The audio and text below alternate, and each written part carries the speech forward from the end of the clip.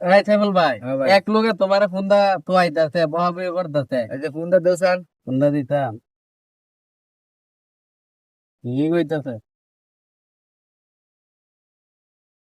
আসসালামু আলাইকুম ভাই, ভালো আছেন? হ্যাঁ, আমি ভালো আছি।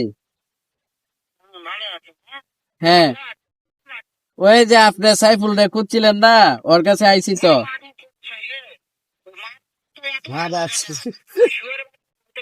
কি শালার ভূত। হ্যাঁ হ্যাঁ, শুনতেছে, আপনারা গালি দিতেছে।